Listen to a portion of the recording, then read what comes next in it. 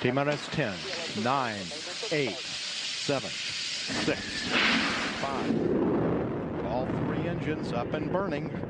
2, 1, 0, and liftoff. Coach on Fire Radio.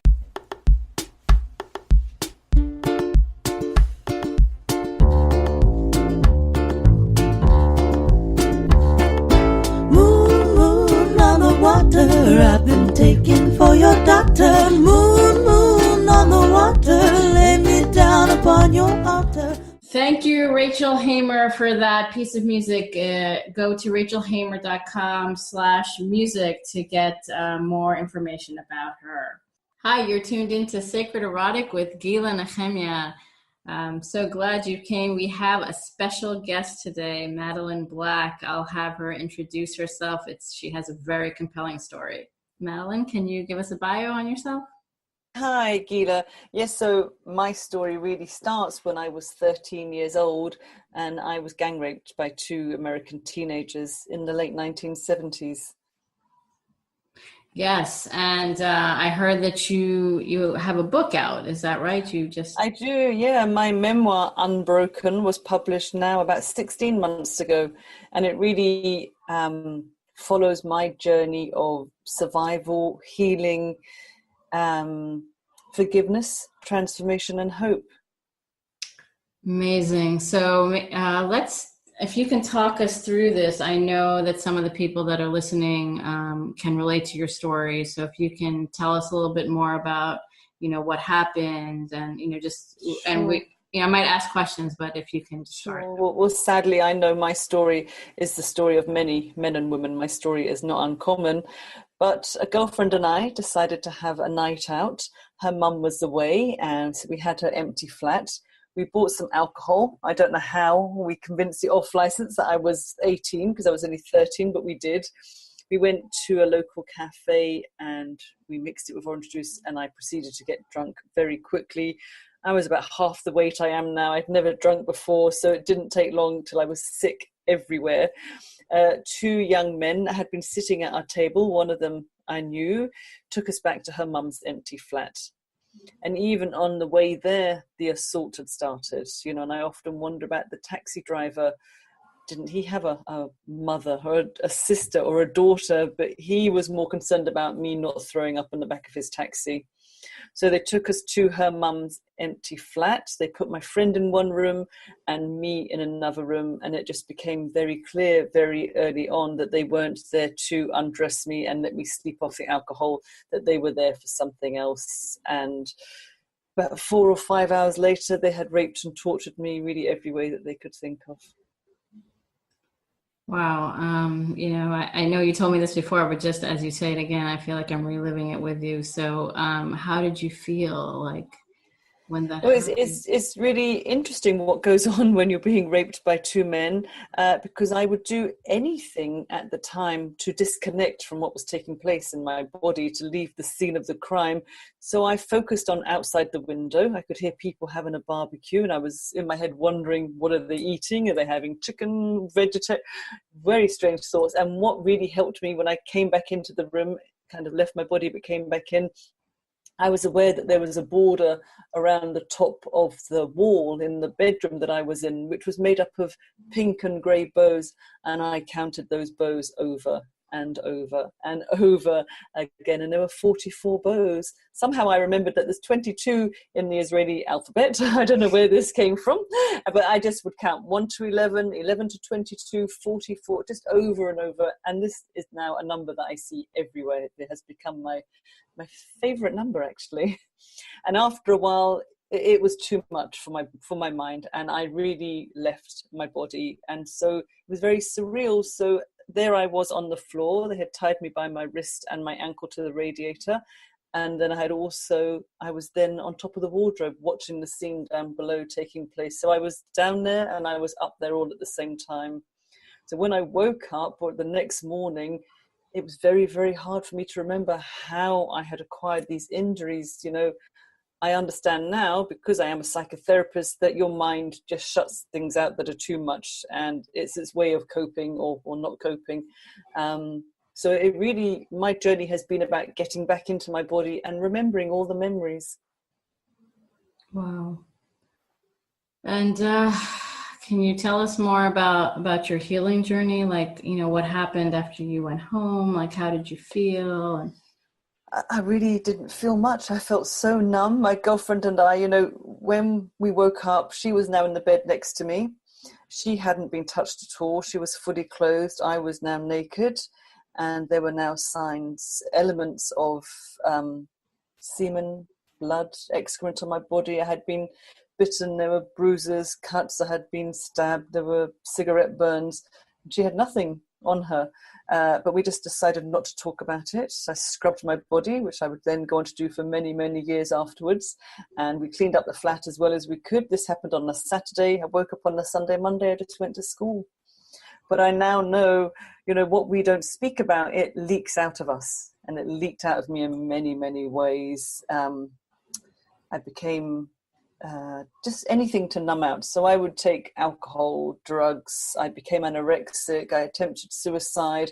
I had 8 weeks in a children's psychiatric hospital.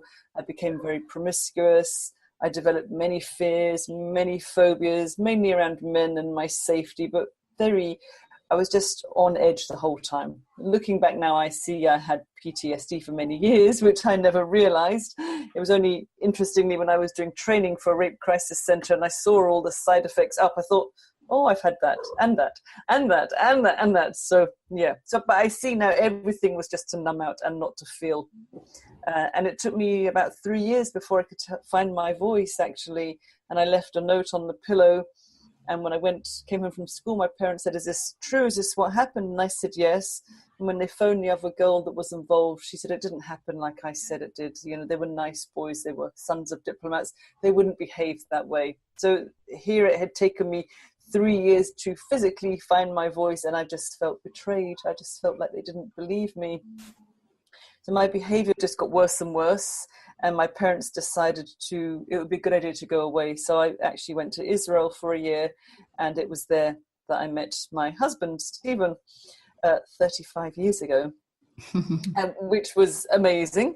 But when we realized things were getting serious and we got married, I always told him I would never, ever become a mum, because in my mind, the thought of giving birth or having men around my cervix, all of that, I just thought there's no way. It just really scared me. I just couldn't face it. And I can remember the exact moment when everything changed. We would save all our annual leave and we were going away. So we were in Thailand in one winter for 4 weeks. And he turned to me, we'd been married a few years, and he asked me the question, how about starting a family again? And I said, no way, there's no way I can do that. But something came in, and in that moment, I just thought, if I never become a mum, then these two young men will have won. They will still have power and control over my life, and I didn't want someone else to have control over my life. And it was then that I came up with my plan that I call my best revenge. And from that moment on, I was determined to live my life as well as I possibly could. I just refused to be identified by what had happened to me. And so I went on to have 3 gorgeous girls, and I really thought that was it. But trauma has this habit of coming up when we least expect it to. Really, we think we're healed, but when we look back now, we see, actually, I wasn't really healed at all. My eldest daughter, Anna, turned 13. I was doing a lot of personal development work, and I was studying psychotherapy, and just really out of nowhere, all the memories started to come back. All flashbacks, nightmares, pictures, dreams. I really thought I was going mad, because I thought, well, if it was so bad, then surely I would remember it. But now I know it's because it was so bad. That's why my mind decided to shut it down for me, to protect me in some way.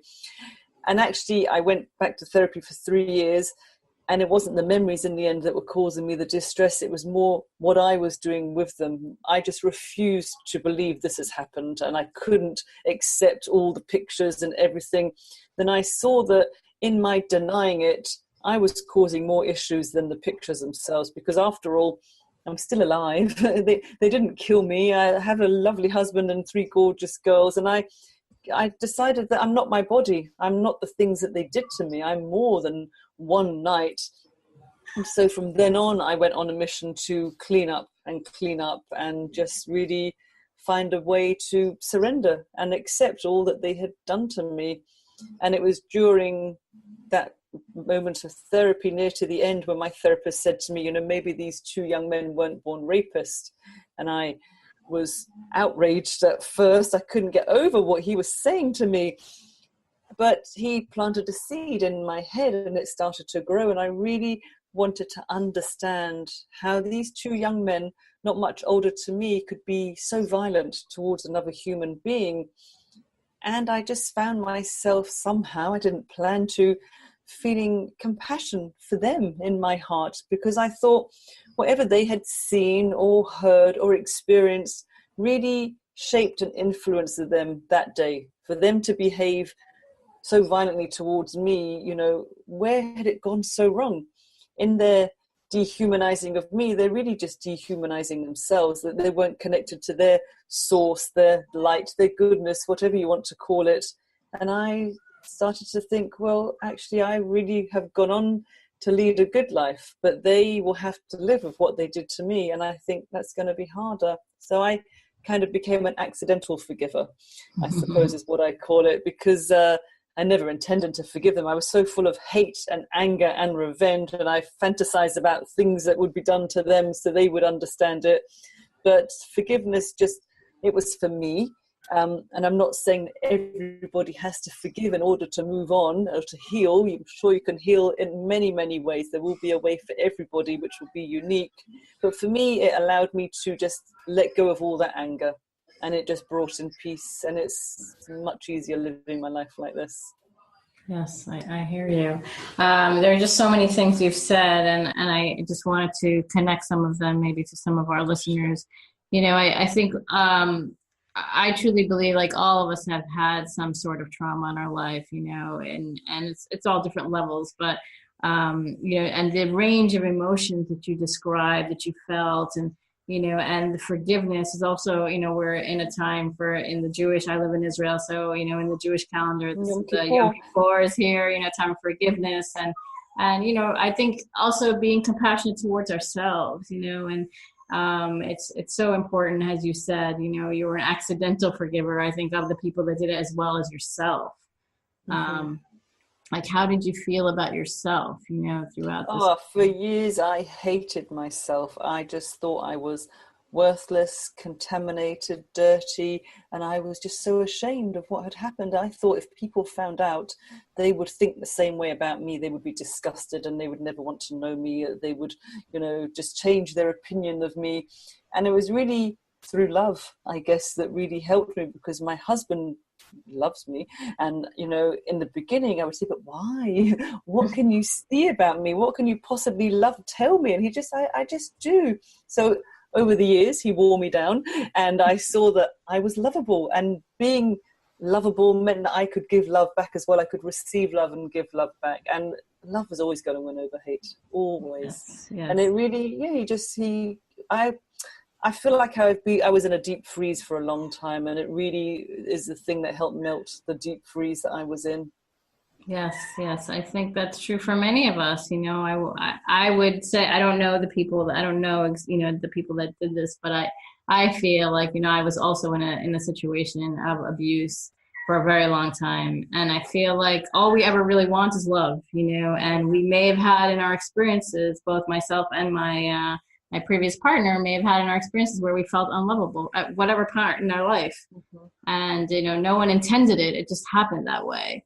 And I think, you know, for some people, you know, they kind of like, you know, it's a self-loathing, you know, I used to hate myself for a long time, you know, because for whatever reason, you know, but so I understand you. And I think many people might understand that self-loathing. But it's when you open yourself to love, I feel like that's when the real transformation, you know. Yeah. And the forgiveness really helped as well. Forgiveness was more about, I'm not what was done to me, you know, the understanding that I'm not these events, that I am lovable, I am a worthwhile person. And it was really forgiving myself for just being a naive 13-year-old. That's all that ever happened. It was never my fault. I never brought it on myself. I never invited it onto my body. So that I felt guilty for years because we had been drinking and we lied about where we were staying and we didn't tell anyone where we were. So for years I just thought, well,